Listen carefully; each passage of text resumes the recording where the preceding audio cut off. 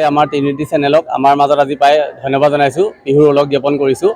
আমাৰ পূবেৰুণ মইনা পাৰিজাতৰ উদ্যোগত আমাৰ 9 দিনীয়া এটা বিশেষ প্ৰশিক্ষণ শিবিৰ হৈছিলে, ঢোল বাদন আৰু বিহু নাচ কৰ্মশালা। এইটো আমাৰ 29 মাৰ্চৰ পৰা হৈছিলে, আমাৰ আজি সামৰণি পৰিছে। আৰু আজি আপোনালোকে দেখিছে ইয়াত এটা যথেষ্ট সংখ্যক জনসমাগম হৈছে, এটা উৎসৱমুখৰ পৰিৱেশ।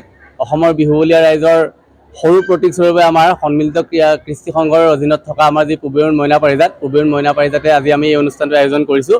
গতিকে আমি আপোনালোককো এই বিহুৰ ওলগ জনাইছোঁ আৰু সকলোৰে শিল্পী জীৱনৰ উজ্জ্বল ভৱিষ্যত কামনা কৰিছোঁ। ইয়াত প্ৰশিক্ষণত ঢোল বাদন আৰু বিহু নাচ কৰ্মশালাত সৰ্বমুঠ 198জন ছাত্ৰ ছাত্ৰীয়ে অংশগ্ৰহণ কৰিছিলে। আৰু আজি ইয়াত সকলোৱেই তেওঁলোকৰ যি শিকিলে, ঢোল বাদনখিনি আগতে হৈ গৈছে আৰু এতিয়া আপোনালোকে বিহু নাচনীখিনিৰ প্ৰশিক্ষণ যি শিকিলে সেই কথাখিনি আপোনালোকে দেখিছে।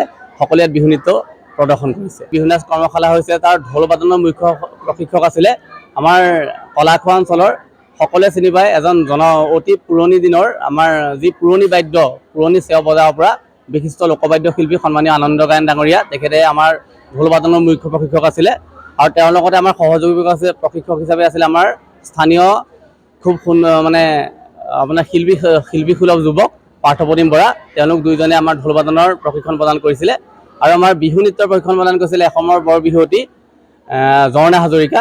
তেওঁ আমাক এইকেইদিন ছাত্ৰ ছাত্ৰীসকলক বিহু নৃত্যৰ প্ৰশিক্ষণ প্ৰদান কৰি আমাক উপকৃত কৰিছে। আচলতে বয়স একদম নিম্নতম বয়সটো ক'বলৈ একেবাৰে দিগদাৰ, একেবাৰে পানী কেঁচুৱাৰ পৰা আৰম্ভ হৈছে আৰু ওপৰলৈ বুলি ক'লে আমি 10ম শ্ৰেণীলৈকে যিখিনি ছাত্ৰ ছাত্ৰী আছিলে, 10মান শ্ৰেণীলৈকে সেই ছাত্ৰ ছাত্ৰীখিনিক আমি প্ৰশিক্ষণ শিবিৰ আমাৰ 13 দিনীয়া আছিলে, 13 দিনীয়া আজি সামৰণি পৰিছে।